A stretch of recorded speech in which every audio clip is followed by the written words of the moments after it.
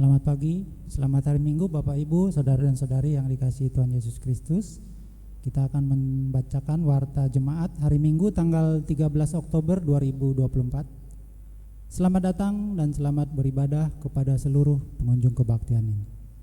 Kami juga menyambut dengan sukacita kepada Bapak Ibu, Saudara-saudari yang baru pertama kali mengikuti ibadah di GKI Pamanukan. Jika Bapak Ibu, Saudara-saudari memerlukan informasi dan pelayanan, Bapak Ibu, Saudara-saudari silahkan menghubungi Majelis Jemaat atau menghubungi Penatua Jimmy Situmorang. Biston pagi diselenggarakan pada hari Rabu tanggal 16 Oktober 2024, waktunya pukul 5.30, bertempat di gereja dipimpin Penatua Kristianto. Kami mengundang anggota jemaat dan simpatisan hadir dalam doa pagi. Kebaktian rumah tangga diselenggarakan pada hari Kamis tanggal 17 Oktober 2024, waktunya pukul 19 WIB. Penyelenggara keluarga Ibu Nining Uningsi, tempat di gereja dipimpin Penatua Yosapat Prasandahan Aryo, liturgosnya Ibu Marsinta Simanulang. Kami mengundang anggota jemaat dan simpatisan hadir dalam kebaktian tersebut. Persekutuan doa. Dalam rangka Bulan Keluarga 2024 akan diadakan persekutuan doa yang dilaksanakan pada hari Selasa tanggal 15 Oktober 2024, waktunya pukul 19 WIB, bertempat di gereja. Adapun kegiatannya adalah renungan dan game, dipimpin oleh Penatua Kristianto, liturgosnya Saudara Rebeka. Kami mengundang anggota jemaat dan simpatisan hadir dalam persekutuan doa ini. Perjamuan kudus diberitahukan kepada segenap anggota jemaat pada hari Minggu tanggal 20 Oktober 2024 pukul 9 waktu Indonesia Barat. Majelis Jemaat akan mengadakan pelayanan perjamuan kudus. Untuk menyambut dan ikut serta dalam perayaan itu, marilah kita mempersiapkan diri secara bersama-sama. Kebaktian Padang. Dalam rangka Bulan Keluarga 2024, Panitia Bulan Keluarga mengajak segenap anggota jemaat dan simpatisan untuk ikut serta dalam kebaktian Padang yang akan diadakan pada hari Sabtu tanggal 26 Oktober 2024 yang bertempat di Gua Maria dan Waru Dharma yang berada di Kuningan, Jawa Barat. Nah, nanti untuk keberangkatan pukul 6, jadi diharapkan bisa berkumpul di gereja pukul 5.30. Biaya yang dikenakan mengikuti kegiatan tersebut adalah sebesar Rp110.000 per orang. Untuk pembayaran bisa kepada Ibu Jenny, ke Ibu Eli atau Ibu Evi. Nah, Bapak Ibu silakan boleh membayar mulai dari hari ini.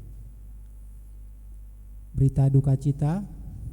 Telah dipanggil Bapa di sorga pada hari Minggu tanggal 13 Oktober 2024, Bapak Ni Nanhan, suami dari Ibu Lim Lanteng atau ayah dari Ibu Lili Inawati. Jenazah akan dikebumikan pada hari Selasa tanggal 15 Oktober 2024 di pemakaman umum yaitu Gelok Timur yang berada di Pamanukan. Majelis Jemaat, segenap anggota jemaat dan simpatisan mengucapkan turut berduka cita. Semoga keluarga yang ditinggalkan diberikan kekuatan dan penghiburan. Lomba konten Bulan Keluarga. Panitia Bulan Keluarga akan mengadakan lomba konten keluarga dengan tema Inilah Keluargaku dengan durasi video maksimal 2 menit. Isi konten bebas namun sesuatu yang positif, misalnya nyanyi bersama, kolase foto, parodi, dan lain-lain yang mungkin bisa sekreatif mungkin ya. Konten dikirimkan ke nomor WA Sekretariat Gereja dan akan diupload di YouTube GKI Pamanukan. Nah, waktu pengumpulan akan berlangsung dari tanggal 16 sampai dengan 13 atau diperpanjang sampai tanggal 20 Oktober 2024, dan penilaian terbanyak yang di-like di YouTube akan diumumkan pada tanggal 26 Oktober 2024. Ayo Bapak Ibu silakan mengirimkan video ke WA Group. Persiapan guru sekolah minggu. Persiapan guru sekolah minggu diadakan setiap hari Rabu pukul 19 WIB bertempat di gereja Diharapkan kehadiran guru sekolah minggu pada persiapan tersebut.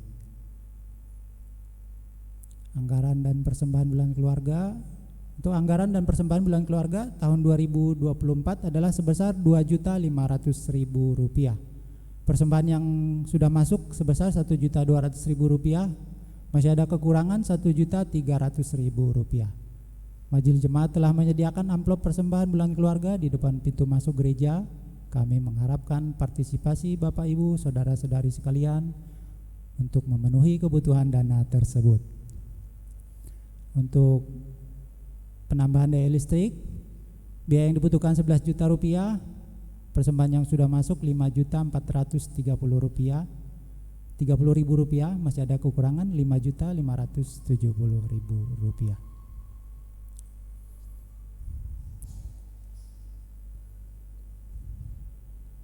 Untuk persembahan yang masuk yang dari tanggal 5 sampai dengan 10 Oktober 2024 sebesar Rp8.258.000.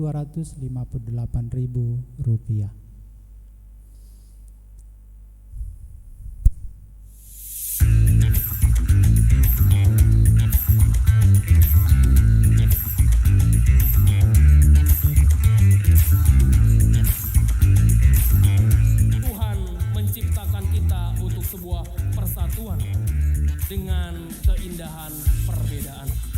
Maka nikmatilah, jalanilah, dan berikan rasa dan cahaya dalam kehidupan kalian. Tuhan memberkati kita.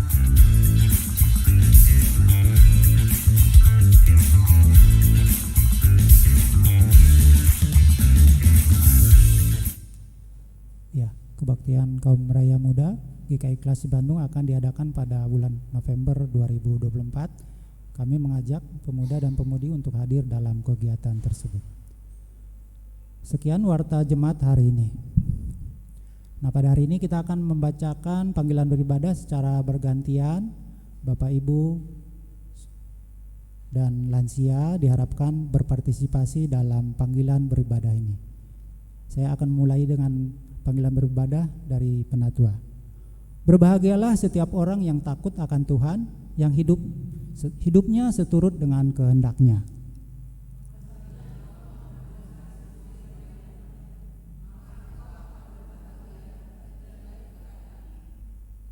Bapak, istrimu akan menjadi pohon anggur yang subur di dalam rumahmu, dan anak-anakmu akan seperti tunas pohon zaitun di sekeliling mejamu.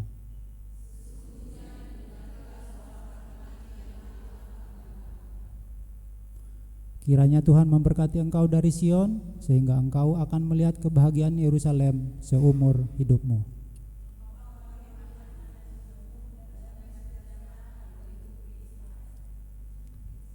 Umat kami undang bangkit berdiri. Kita memuji Tuhan dari PKJ 14, kunyanyikan kasih setia Tuhan.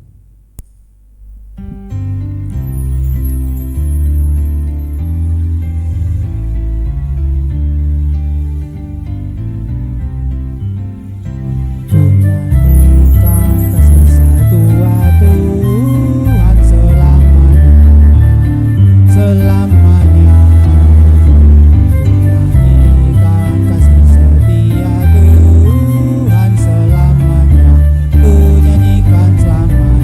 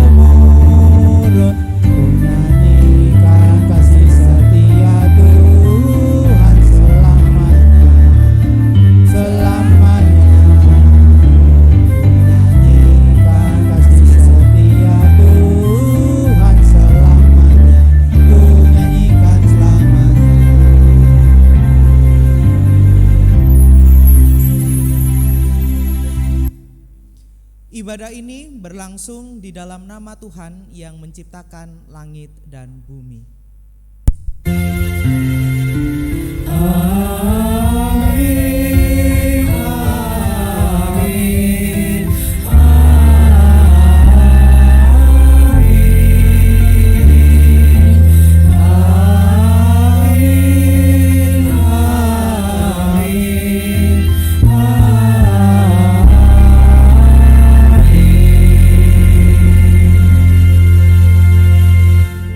Kasih karunia dan damai sejahtera dari Allah Bapa kita dan dari Tuhan Yesus Kristus menyertai saudara sekalian. Dan beserta saudara.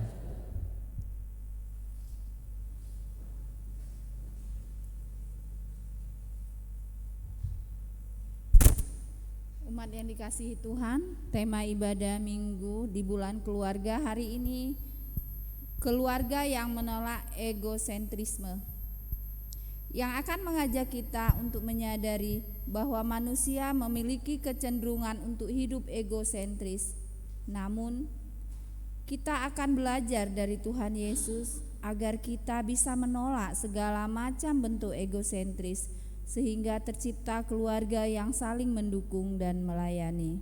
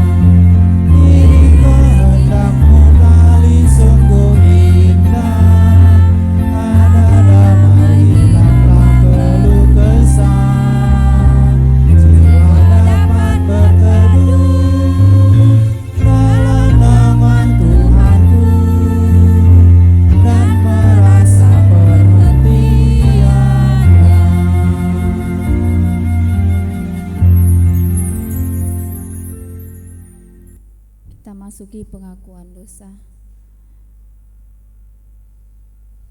Dalam kerendahan hati, mari kita datang kepada Tuhan untuk mengakui dosa kita.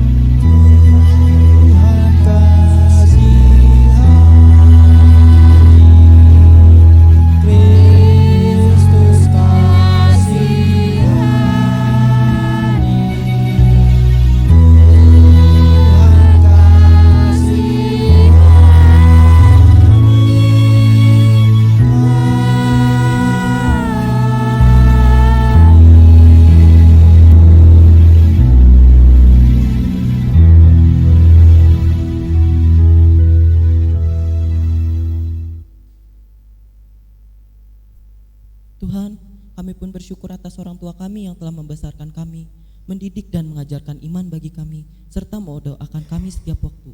Saat ini kami juga memohon pengampunan untuk dosa-dosa kami. Sebagai anak, kami sering menyedihkan hati orang tua. Kami membantah, tidak taat dan tidak menganggap penting nasihatnya. Sebagai saudara, kami sering tidak mau berbagi dan sulit memaafkan. Tuhan, tolonglah ampuni kami. Ampuni kami dan mampukan kami hidup lebih baik lagi sebagai seorang anak maupun saudara.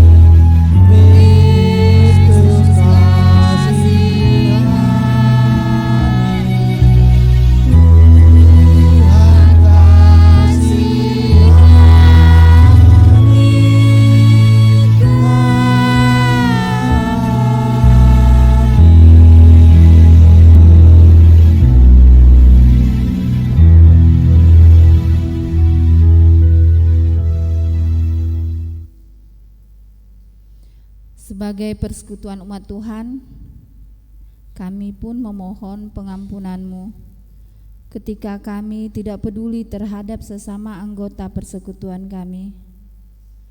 Mungkin di antara orang-orang yang saat ini duduk di dekat kami, ada yang sedang dalam pergumulan berat. Namun, kami tak mengenal mereka dengan baik dan tak pernah hadir sebagai sahabat dan saudara yang bisa berbagi. Sebagai bagian dari persekutuan, mungkin kami pun lebih menuntut untuk diperhatikan dan dilayani daripada memperhatikan dan melayani sesama. Tuhan, dalam kemurahan-Mu, kami memohon pengampunan dan pembaruan hidup. Mampukan kami menjadi persekutuan umat-Mu, di mana satu dengan yang lain merasa seperti anggota keluarga besar yang dapat saling menopang dalam kasih. Di dalam nama Tuhan Yesus kami berdoa.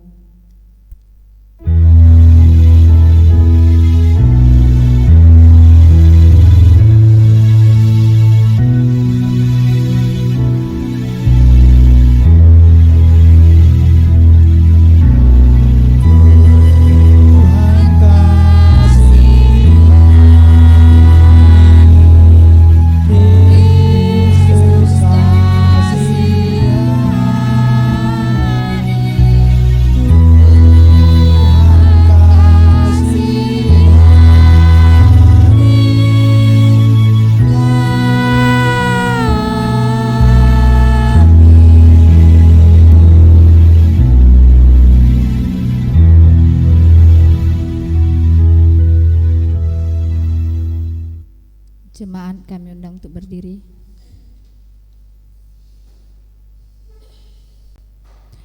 Dalam rahmat Allah terdapat kasih dan pengampunan. Maka bagi saudara yang dengan sungguh-sungguh menyesali dosa dan berkenan membuka hati bagi Dia, dengarkanlah berita anugerah yang terdapat di dalam 2 Korintus 5 ayat yang ke-19. Sebab Allah mendamaikan dunia dengan diri-Nya oleh Kristus dengan tidak memperhitungkan pelanggaran mereka. Ia telah mempercayakan berita perdamaian itu kepada kami. Demikianlah berita anugerah dari Tuhan. Syukur kepada Allah. Damai Tuhan beserta kita, sekarang dan selama-lamanya.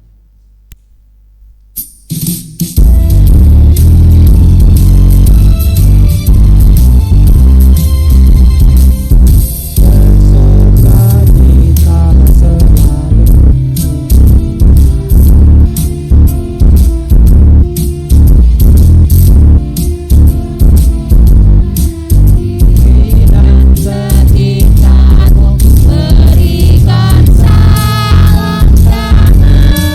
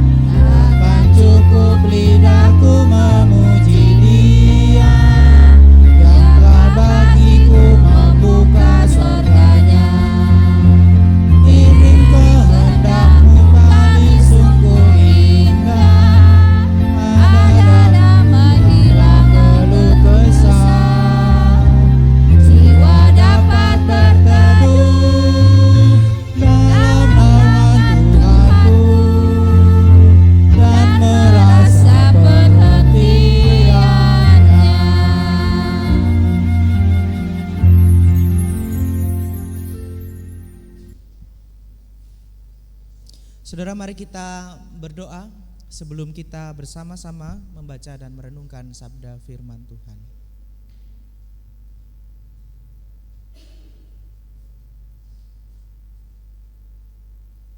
Mari kita berdoa.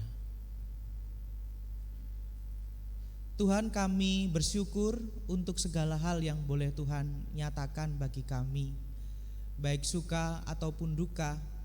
Kami percaya itu semua Tuhan izinkan supaya iman kami boleh semakin dekat, boleh semakin teguh di dalam Tuhan.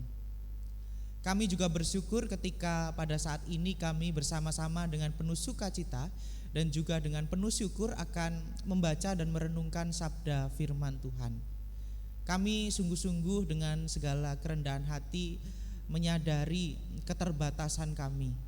Oleh karena itu kami mohon Tuhan yang memimpin kami, Roh Kudus yang menolong kami, sehingga kami dapat sungguh-sungguh mengenal firman Tuhan dan kami boleh menghidupinya di dalam kehidupan kami. Bersabdalah ya Tuhan, karena kami siap untuk mendengar, memahami dan menghidupinya di dalam kehidupan kami. Di dalam nama Tuhan Yesus Kristus kami berdoa dan juga mengucap syukur. Amin.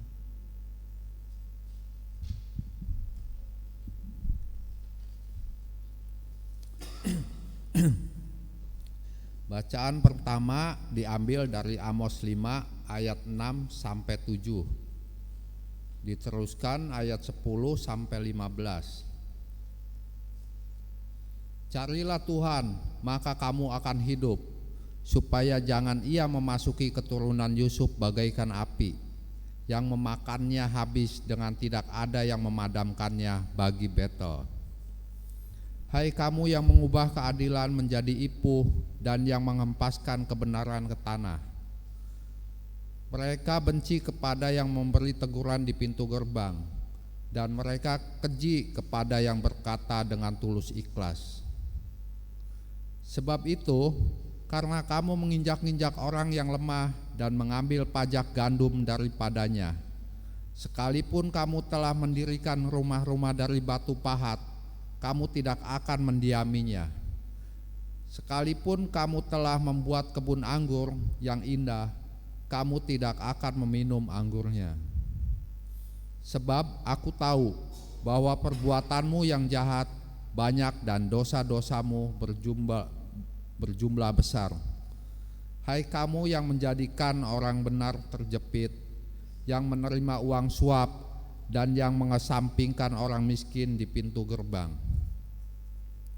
Sebab itu orang yang berakal budi akan berdiam diri pada waktu itu, karena waktu itu adalah waktu yang jahat. Carilah yang baik dan jangan yang jahat, supaya kamu hidup. Dengan demikian Tuhan Allah semesta alam akan menyertai kamu seperti yang kamu katakan. Bencilah yang jahat dan cintailah yang baik, dan tegakkanlah keadilan di pintu gerbang. Mungkin Tuhan Allah semesta alam akan mengasihi sisa-sisa keturunan Yusuf. Demikianlah sabda Tuhan. Marilah kita menanggapi bacaan tadi dengan menyanyikan Mazmur 90 ayat 12 sampai 17 secara berbalasan.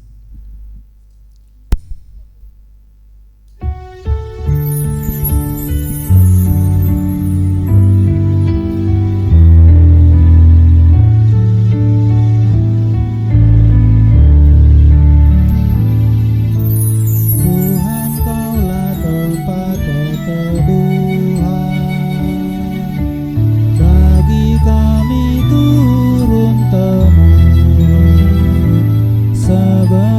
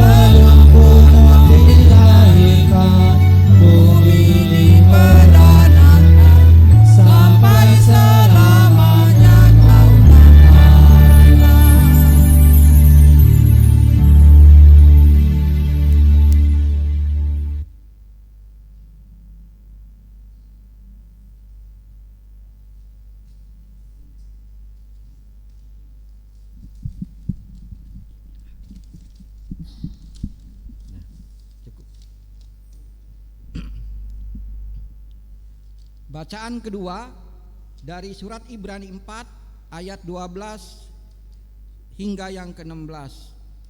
Bacaan kedua dari surat Ibrani 4 ayat 12 hingga yang ke-16. Sebab firman Allah hidup dan kuat dan lebih tajam daripada pedang bermata dua manapun. Ia menusuk amat dalam sampai memisahkan jiwa dan roh, sendi-sendi dan sumsum. Ia sanggup membedakan pertimbangan dan pikiran hati kita. Dan tidak ada suatu makhluk pun yang tersembunyi di hadapannya, sebab segala sesuatu telanjang dan terbuka di depan mata Dia, yang kepadanya kita harus memberikan pertanggungan jawab. Karena kita sekarang mempunyai imam besar agung yang telah melintasi semua langit, yaitu Yesus anak Allah. Baiklah kita teguh berpegang pada pengakuan iman kita. Sebab imam besar yang kita punya bukanlah imam besar yang tidak dapat turut merasakan kelemahan kita. Sebaliknya sama dengan kita, ia telah dicobai, hanya tidak berbuat dosa. Sebab itu marilah kita dengan penuh keberanian menghampiri tahta kasih karunia, supaya kita menerima rahmat dan menemukan kasih karunia untuk mendapat pertolongan kita pada waktunya. Demikianlah sabda Tuhan. Syukur kepada Allah.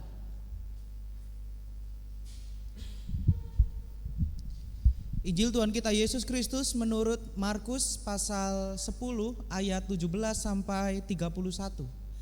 Markus pasal yang ke-10 ayat 17 sampai 31.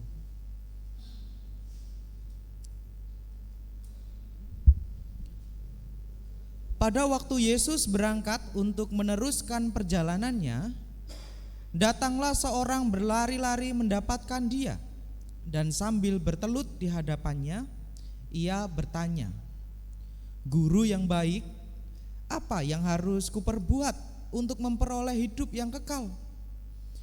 Jawab Yesus, "Mengapa kau katakan aku baik? Tak seorang pun yang baik selain daripada Allah saja. Engkau tentu mengetahui segala perintah Allah. Jangan membunuh, jangan berzina, jangan mencuri, jangan mengucapkan saksi dusta, jangan mengurangi hak orang, hormatilah ayahmu dan ibumu."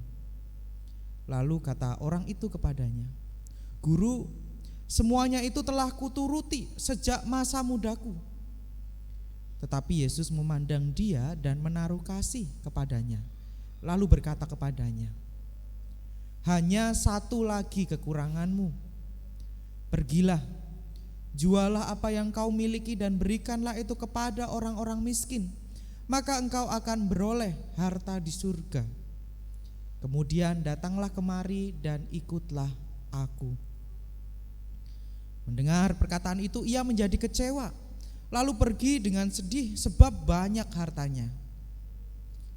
Lalu Yesus memandang murid-muridnya di sekelilingnya dan berkata kepada mereka, "Alangkah sukarnya orang yang beruang masuk ke dalam kerajaan Allah." Murid-muridnya tercengang mendengar perkataan itu, tetapi Yesus menyambung lagi, "Anak-anakku, alangkah sukarnya masuk ke dalam kerajaan Allah. Lebih mudah seekor unta melewati lubang jarum daripada seorang kaya masuk ke dalam kerajaan Allah." Mereka makin gempar dan berkata seorang kepada yang lain, "Jika demikian, siapakah yang dapat diselamatkan?" Yesus memandang mereka dan berkata, "Bagi manusia hal itu tidak mungkin, tetapi bukan demikian bagi Allah. Sebab segala sesuatu adalah mungkin bagi Allah." Berkatalah Petrus kepada Yesus, "Kami ini telah meninggalkan segala sesuatu dan mengikut Engkau." Jawab Yesus, "Aku berkata kepadamu, sesungguhnya setiap orang yang karena aku dan karena Injil meninggalkan rumahnya, saudaranya laki-laki dan saudaranya perempuan, ibunya atau bapaknya, anak-anaknya atau ladangnya, orang itu sekarang pada masa ini juga akan menerima kembali 100 kali lipat rumah, saudara laki-laki, saudara perempuan, ibu, anak dan ladang, sekalipun disertai berbagai penganiayaan. Dan pada zaman yang akan datang ia akan menerima hidup yang kekal. Tetapi banyak orang yang terdahulu akan menjadi yang terakhir, dan yang terakhir akan menjadi yang terdahulu. Demikianlah Injil Yesus Kristus, bagialah kita semua yang mendengarkan firman Tuhan dan yang memeliharanya.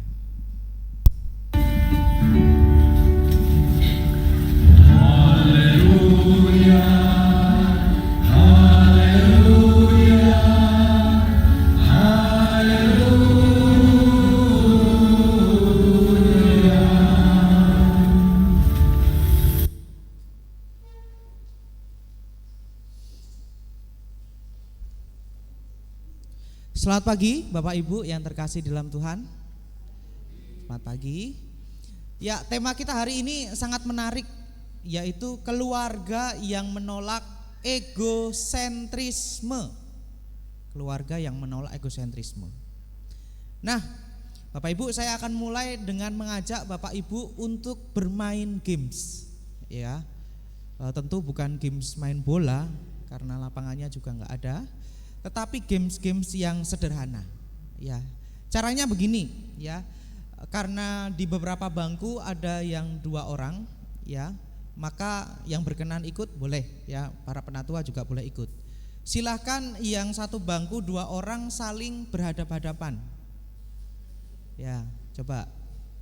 Kalau rada susah berdiri enggak apa-apa, ya. Saling berhadap-hadapan. Ayo, para penatua juga boleh ikut. Berhadap-hadapan. Lalu silahkan tangannya yang suami istri nggak apa-apa ya, tapi kalau bisa laki-laki sama perempuan ya. Jadi kalau laki-laki perempuan bukan suaminya, aduh, digeruduk nanti saya pulang. Nah, tangannya gini.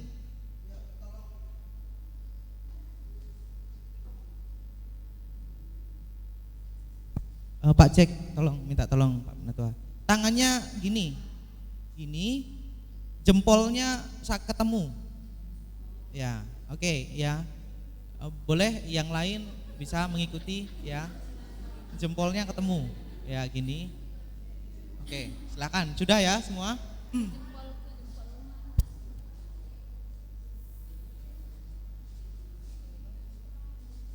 Tempat saya namanya game ayam-ayaman, ya. Nah, instruksinya begini. Bisa bentar ya. Instruksinya begini, ya. Dapatkan poin sebanyak-banyaknya dalam waktu 1 menit. Ya. Dapatkan poin sebanyak-banyaknya dalam 1 menit. Ya. Silakan mau diapain, mau diremet, mau diapain, ya monggo, ya. Poin jelas ya. Yang menang itu atau dapatkan poin sebanyak-banyaknya, pokoknya gitu ya, dalam 1 menit. Bentar, saya tak stopwatch dulu. Siap? 1, 2, 3.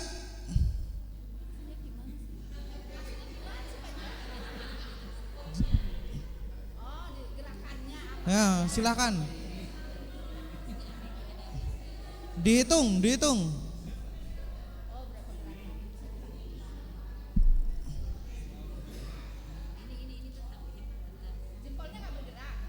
Boleh bergerak. Saling ini dapatkan poin, gimana caranya?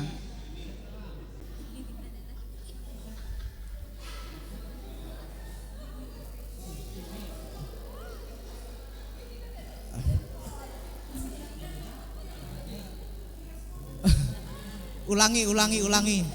Ada yang tangannya gini. Gimana cara dapat poinnya kalau gini?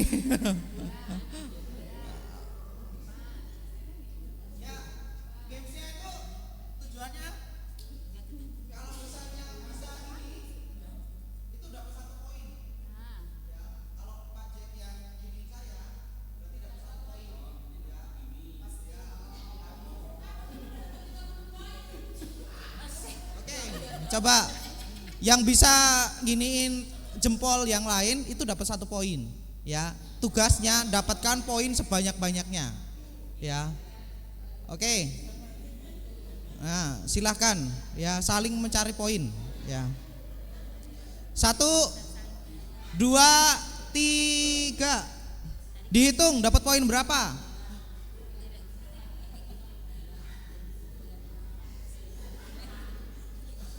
Ya, 1 menit aja, jangan lama-lama.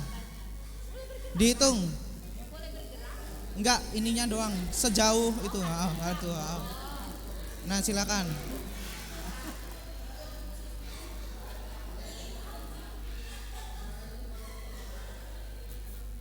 Ya, silakan. Dapat berapa banyak poin? Ya. Ya.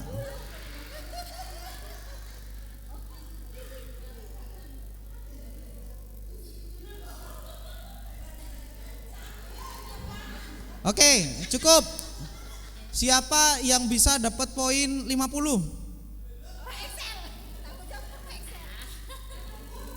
50 poin.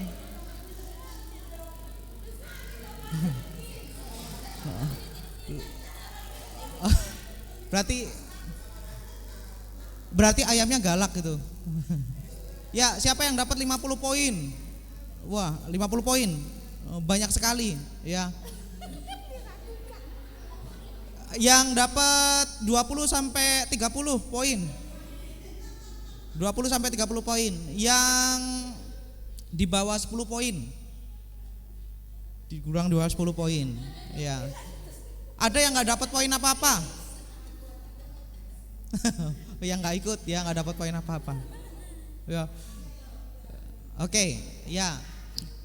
Apa sih hubungan games ini dengan egosentrisme? Ya. Tadi ada yang main sambil sampai jempolnya diremet-remet gitu ya. Apalagi yang 50 poin, gimana itu jempol temennya itu? Nah, iya itu.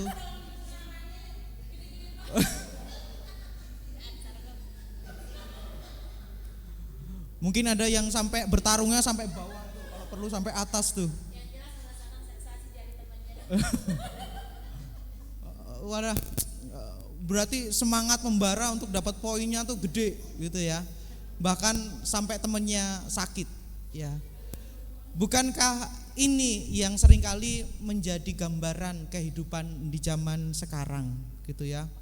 Demi sebuah ambisi, keinginan sendiri ya, bahkan untuk mengejar keuntungan, apa yang kita sebut sebagai menang itu akan dilakukan dengan berbagai cara tanpa memperhatikan orang lain, ya. Kenapa enggak, kan tugasnya kan tadi dapatkan poin sebanyak-banyaknya ya. Kenapa enggak gantian 1, 2, 3, 4, 5, 6, 7 ya. Enggak harus saling gantian 1, 2, 3, 4, 5. Ya, aku dapat, aku menang, kamu juga menang ya. Saling menguntungkan satu dengan yang lain ya. Nah, itulah yang kadang sering disebut dengan egosentrisme ya, memikirkan, mencari keuntungan hanya untuk diri sendiri tanpa memperhatikan yang lainnya, tanpa memperhatikan ruang bagi yang lainnya. Nah, kita akan belajar dari seorang kaya di dalam bacaan Injil kita hari ini ya. Bagaimana dengan penuh semangat dia lari-lari untuk menjumpai Tuhan Yesus dan bertanya bagaimana caranya memperoleh hidup yang kekal.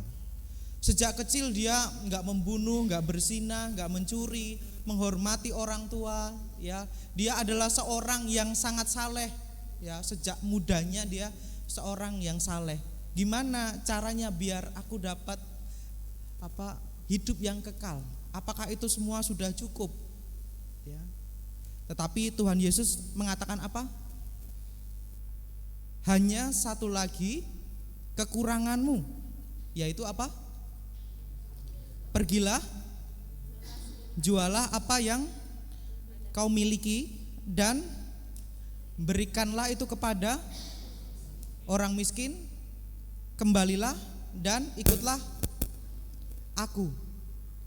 Apa ya orang Kristen atau murid Kristus itu berarti nggak boleh punya apa-apa, ya, nggak boleh memiliki harta milik, ya. Jelas bukan itu, ya. Nampaknya Tuhan Yesus sedang menguji hati seorang kaya itu. Apakah ia sungguh-sungguh mau memperoleh hidup yang kekal itu, bahkan ketika ia harus menjual harta yang banyak itu, ya. Apakah ia mau memperoleh hidup yang kekal dengan melepaskan sesuatu yang menurutnya itu berharga, ya. Tapi menariknya permintaan Tuhan Yesus itu terlalu berat baginya, ya.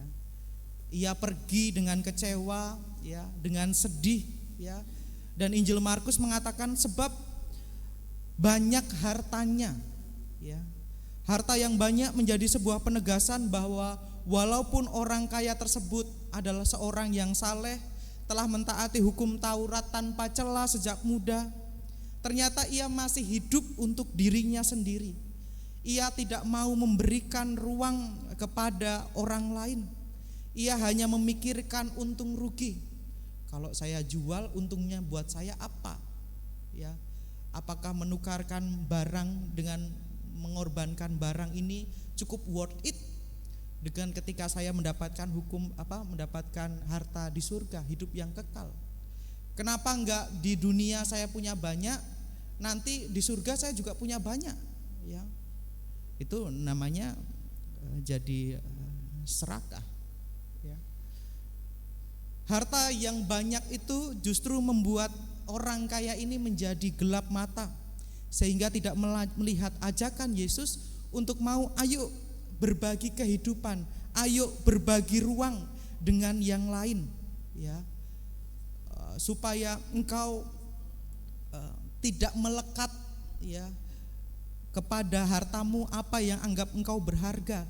Dan sebenarnya Tuhan mengajak seorang kaya ini untuk tidak menjadi seseorang yang egosentris, hanya memikirkan diri sendiri tanpa memberi ruang kepada orang lain. Jadi kisah seorang kaya ini justru menjadi contoh yang konkret bagaimana Tuhan Yesus mau mengajarkan tentang nilai kerajaan Allah, yaitu mau hidup dengan memberi ruang, ya, mau peduli dengan yang lain, tidak mencari keuntungan bahkan dengan cara mencekik orang lain, bahkan mau mengikut Yesus dengan melepaskan apa yang dianggap berharga, ya.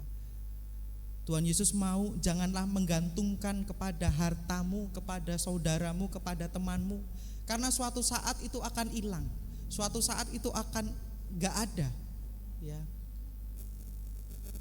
Maka gantungkanlah hanya kepada Tuhan, karena ketika kita gak punya apapun, Tuhanlah yang gak akan meninggalkan kita. Hal ini penting karena jika egosentrisme itu berpusat pada diri sendiri tanpa memperhatikan orang lain itu terus dibiarkan, maka berpotensi untuk menghasilkan berbagai macam rupa-rupa kejahatan. Rupa-rupa kejahatan itu muncul dari sikap egosentrisme ini. Itulah yang kita baca di dalam Amos 5 ayat 10 sampai 12, ya. Di sana diceritakan bagaimana bentuk kejahatan umat Israel di masa itu. Mereka yang tidak mau ditegur, mereka yang mau menginjak bahkan mengabaikan orang yang lemah, mereka yang tidak mempedulikan orang miskin, ya. Dan hal-hal yang demikian itu bisa terjadi karena mereka hanya memikirkan kepentingannya sendiri. Mereka tidak mau memberi ruang kepada yang lain, tidak mau peduli kepada yang lain. Bahkan terjadi bahwa mereka akan melakukan apapun, bahkan menindas saudaranya sendiri, saudara sebangsanya sendiri demi mendapatkan keuntungan, ya. Yang penting aku untung, yang penting aku menang, yang penting aku berhasil. Yang lain gimana emang gua pikirin, ya. Yang penting kan aku, ya. Yang penting aku untung, yang penting aku menang. Kayak games tadi, terserah mau temennya gimana pun, yang penting aku menang, ya. mau sakit, mau pegel gitu ya, terserah. Yang penting aku menang. Ya. Yang lain menang atau kalah ya bodoh amat. Emang gua pikirin. Ya. Oleh karena itu di tengah konteks ini Amos lalu menyuarakan dua hal penting. Ia tidak mengatakan carilah sebanyak-banyaknya hartamu saudaramu, tapi carilah Tuhan, maka kamu akan hidup. Carilah yang baik dan tegakkanlah keadilan. Amos ingin menyadarkan umat bahwa agar tidak lagi mereka berbuat jahat, tidak dikuasai egosentrisme, maka yang pertama-tama harus dicari adalah Tuhan itu sendiri. Ya. Sehingga dengan memberi ruang kepada Tuhan untuk terlibat, untuk masuk di dalam diri kita, maka kita akan mengalami perubahan dan menghasilkan hidup yang penuh kebaikan. Bapak Ibu yang terkasih dalam Tuhan, mungkin di era modern ini nampaknya tidak susah untuk mencari orang yang egosentris. Ya. Tentu kita ingat ketika wabah COVID-19 itu melanda negeri ini beberapa tahun yang lalu. Di berita itu diberitakan bahwa beberapa orang dengan sengaja menumpuk masker, menumpuk hand sanitizer, ya, untuk digunakan sendiri.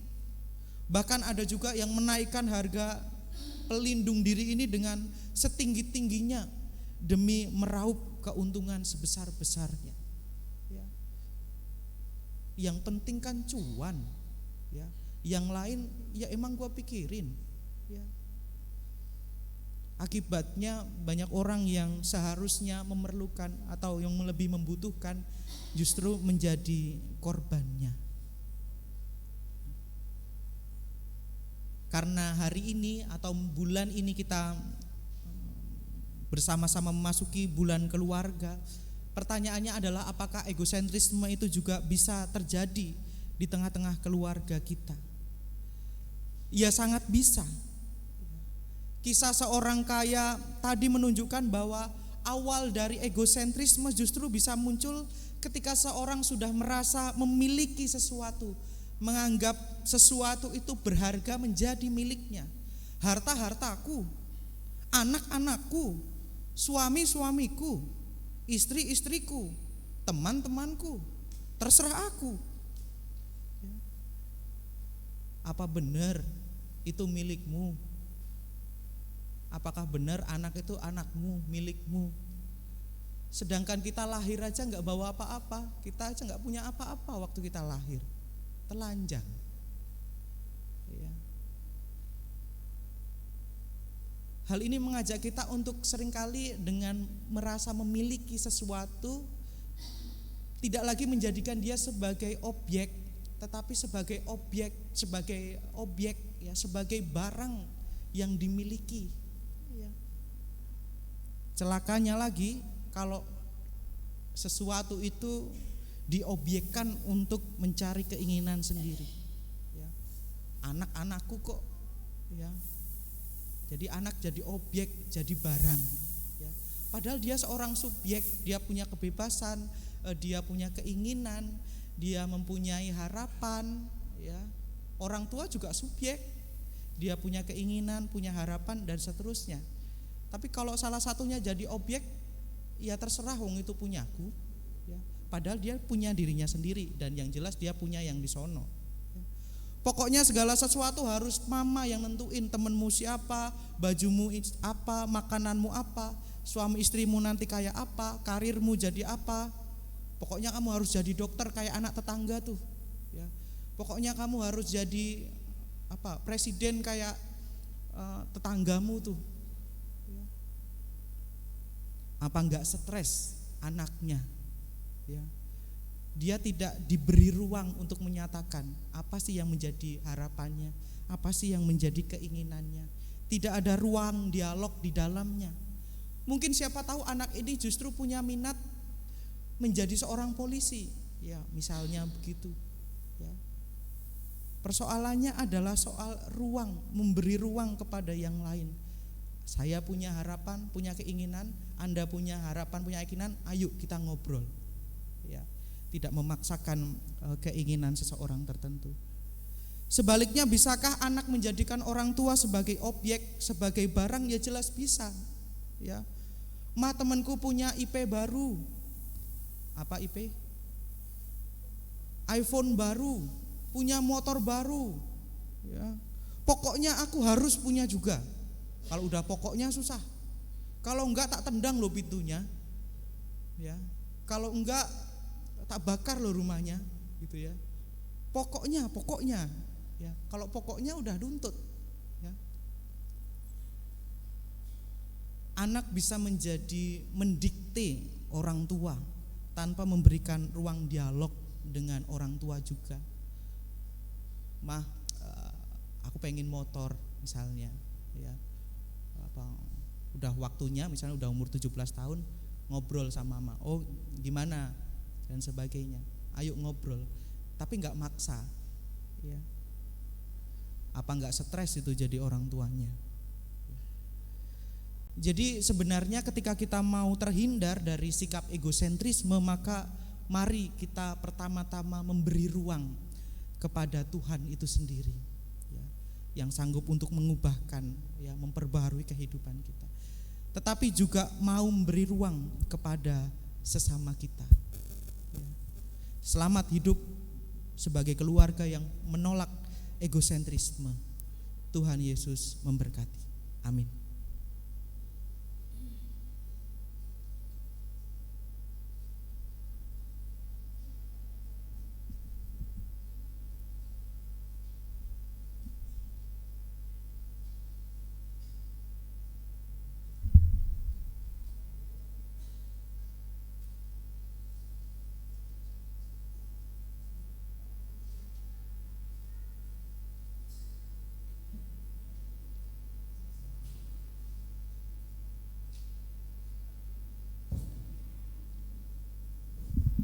Saudara yang dikasihi Tuhan Kristus, kami undang bangkit berdiri.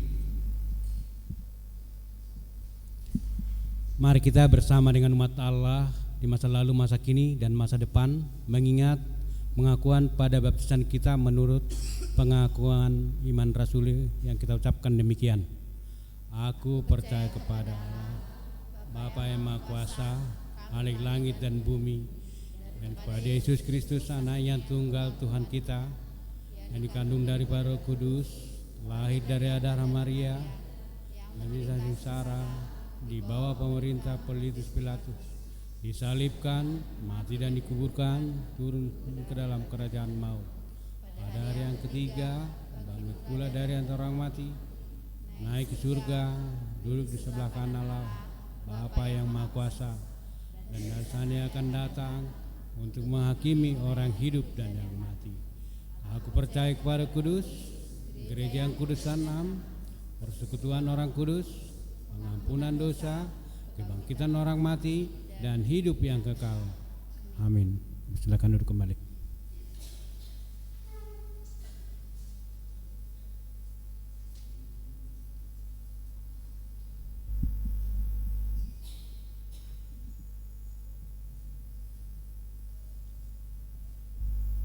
Pada hari Minggu tanggal 20 Oktober 2024 kita akan mengadakan perjamuan kudus. Untuk menyambut dan ikut serta dalam perayaan itu, marilah kita mempersiapkan diri secara bersama-sama. Pada perjamuan malam terakhir, Kristus menghendaki kita merayakan perjamuan kudus untuk mengenangnya. Mengenang Kristus berarti mengalami kehadirannya seperti murid-muridnya dahulu mengalami kehadirannya bersama mereka. Mengenang Kristus juga berarti menyadari secara pribadi seluruh kehidupan Kristus yang diberikannya bagi keselamatan dunia sejak ia lahir, melayani, menderita sengsara, mati, dibangkitkan, dan dimuliakan di surga. Marilah kita merenungkannya. Apakah saudara benar-benar rindu untuk berjumpa secara pribadi dengan Kristus, untuk mengalami kasih, kuasa dan kebenarannya yang membarui hidup saudara?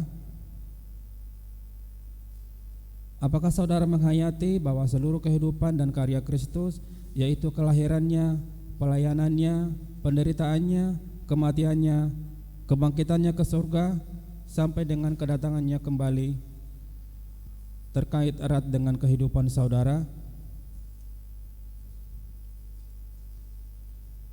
Pada perjamuan malam terakhir, ketika Kristus memecah roti dan mengangkat cawan, Ia membagikan tubuh dan darahnya sendiri kepada murid-muridnya. Menerima tubuh dan darahnya berarti dipersatukan dengan Kristus, sehingga Ia menjadi kepala dan bukan tubuhnya, dan kita tubuhnya. Menerima tubuh dan darahnya berarti dipersatukan dengan semua orang yang menerima juga menjadi satu tubuh dan satu roh. Marilah kita merenungkannya. Apakah saudara menghayati bahwa Kristus adalah kepala seluruh kehidupan saudara dalam hidup berjemaat dan bermasyarakat, dalam keluarga dan pekerjaan saudara? Apakah saudara menghayati bahwa saudara adalah anggota tubuh Kristus yang saling mengasihi seorang terhadap yang lain?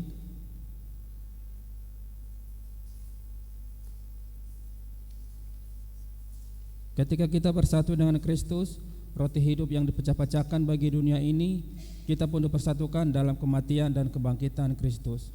Dipersatukan dengan Kristus berarti diutus untuk mengosongkan dan mengingkar diri, memikul salib dan mengikut Kristus. Dipersatukan dengan Kristus berarti diutus untuk memberi hidup demi keselamatan dunia. Marilah kita merenungkannya. Apakah dalam persekutuan Kristus saudara mau berkurban dan menjadi berkat bagi sesama saudara? Apakah saudara menyadari bahwa sebagai anggota tubuh Kristus di tengah dunia, saudara menjadi mata dan telinga bagi Kristus yang melihat dan mendengarkan, serta peduli terhadap kebutuhan dan masalah sesama saudara? Sudahkah saudara menjadi mulut bagi Kristus yang menyuarakan kebenaran dan keadilan dalam lingkungan saudara? Sudahkah saudara menjadi teman bagi Kristus yang berkarya memperjuangkan damai sejahtera di muka bumi? Kiranya Roh Kudus menolong kita semua dalam mempersiapkan diri untuk merayakan perjamuan kudus pertengahan tahun pada tanggal 20 Oktober 2024 mendatang di kebaktian umum pukul 9 pagi yang dilaksanakan secara onsite di GKI Pamanukan.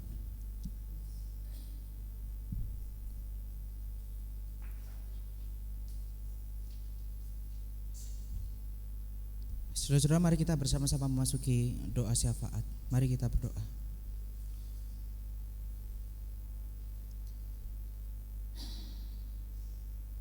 Tuhan, kami bersyukur untuk sabda firman Tuhan yang boleh bersama-sama menyegarkan iman kami. Ajarlah kami untuk menjadi seorang pribadi yang tidak egosentris, mau memberi ruang kepada yang lain, sehingga kami dapat bersama-sama untuk melayani Tuhan dimanapun kami berada. Kami juga mohon ampun Tuhan kalau misalnya kehidupan kami dipenuhi dengan egosentrisme, ketika kami mau hanya memikirkan kepentingan diri kami sendiri, kami hanya mau menuntut, kami hanya mau dilayani, tapi kami tidak mau melayani orang lain. Ajarlah kami, perbaharuilah kami, agar kami seperti Tuhan Yesus yang mau memberi ruang, memikirkan, peduli juga terhadap orang yang lain. Tuhan Yesus, pada saat ini kami juga akan bersama-sama menaikkan doa, seruan dan permohonan kami kepada Tuhan. Kiranya Tuhan berkenan untuk mendengarkannya. Bapa Surgawi, kami berdoa bagi saudara-saudara kami yang saat ini berulang tahun di bulan ini.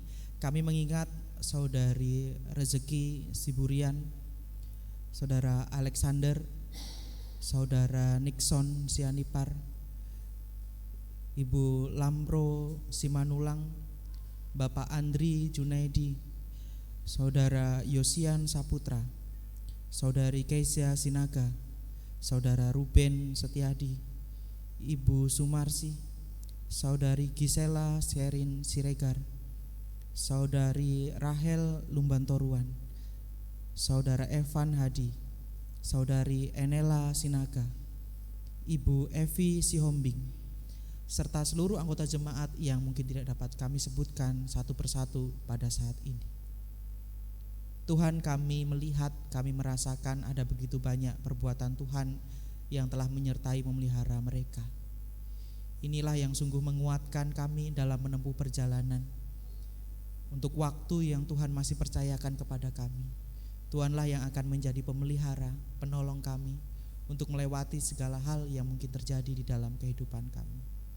Dengan bertambahnya 1 tahun usia ini, kiranya Tuhan juga tambahkan hikmat dan kebijaksanaan mereka, sehingga mereka boleh menjadi teladan yang baik dimanapun mereka berada. Tuhan Yesus, kami juga berdoa bagi saudara-saudara kami yang saat ini sedang sakit dan menjalani proses pemulihan. Kami mengingat Bapak Yohanes Walanda, Bapak Daniel Siahaan, Ibu Yuliana, anak kami, cucu kami Joel, Ibu Sundari, dan seluruh anggota keluarga yang mungkin juga tidak dapat kami sebutkan satu persatu pada malam hari ini. Tuhan, kiranya Tuhan mengasihani kami, Tuhan mengasihani mereka dengan penuh cinta. Kalau Tuhan berkenan, maka pulihkanlah mereka seperti sedia kala, sehingga mereka boleh menjalani kehidupan mereka dengan tubuh jiwa yang sehat. Namun demikian, jika Tuhan punya kehendak yang lain, maka kiranya biarlah yang terjadi seperti apa yang Tuhan kehendaki. Sebab kami percaya apapun yang menjadi kehendak Tuhan bagi kami, itulah yang terbaik bagi kami semuanya. Tuhan Yesus, kami juga bersama-sama berdoa bersama dengan keluarga almarhum Bapak Ninanhan, bersama Ibu Lim Lanteng dan juga anak-anak, menantu, cucu, bahkan cicit yang Tuhan anugerahkan bagi keluarga. Tadi pagi saudara kami yang terkasih, Bapak Ninanhan, telah berpulang ke rumah Bapak di surga. Tuhan, sebagai manusia, sebagai keluarga, tentu kami turut merasakan duka, merasakan kehilangan seorang sosok yang menjadi teladan baik bagi kami. Namun ajarlah kami Tuhan untuk menghayati bahwa apa yang terjadi pada kami saat ini, itulah yang menjadi bagian rencana Tuhan bagi keluarga dan bagi kami semua. Terima kasih bahwa kami telah belajar begitu banyak hal baik, nilai-nilai baik dari beliau, supaya kami dapat turut menghidupinya di dalam kehidupan kami. Kami mohon berkat Tuhan bagi segala proses kebaktian penghiburan ataupun juga pemakaman yang akan dilakukan. Kiranya Tuhan sendirilah yang boleh memimpin segala acara tersebut, sehingga semua boleh berjalan dengan lancar dan juga boleh membawa penghiburan bagi keluarga yang ditinggalkan. Ya Tuhan, kami juga menyerahkan seluruh kehidupan kami kepada Tuhan. Di tengah segala pergumulan kami, yang mungkin setiap orang berbeda-beda, yang saat ini bergumul dengan keluarga mereka, yang saat ini bergumul dengan kehidupan ekonomi, pekerjaan dan usaha mereka, bahkan yang mungkin saat ini bergumul dalam mencari pekerjaan atau mencari pasangan hidup. Tuhan, kami percaya berkat Tuhan selalu tersedia ketika kami mau mengusahakan dan juga meminta kepada Tuhan.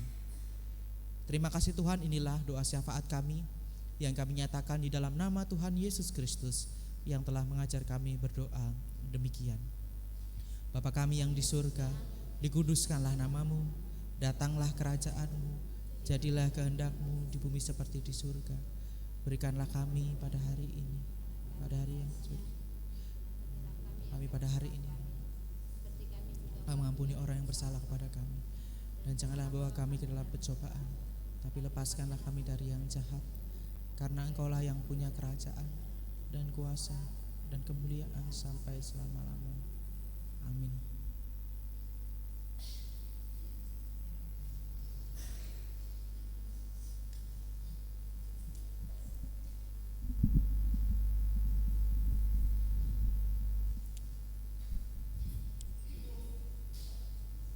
Marilah kita mengucapkan syukur atas kemurahan Allah melalui persembahan yang kita kumpulkan bersama sambil mengingat sabda Tuhan dari Mazmur 52 ayat 11. Aku hendak bersyukur kepadamu selama-lamanya, sebab Engkaulah yang bertindak. Karena namamu baik, aku hendak memasyurkannya di depan orang-orang yang Kau kasihi.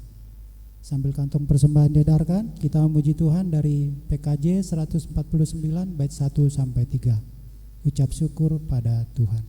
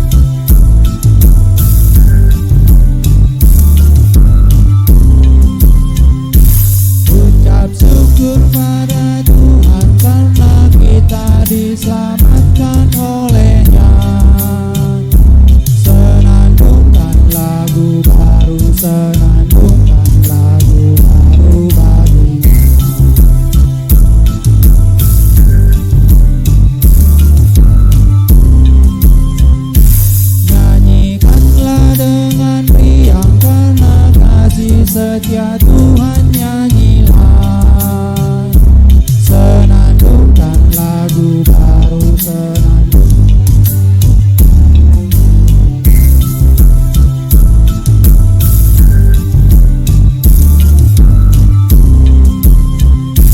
Muliakan nama Tuhan karena kuasa-Nya abadi, muliakan. Senandungkan lagu baru, senandungkan lagu baru bagi.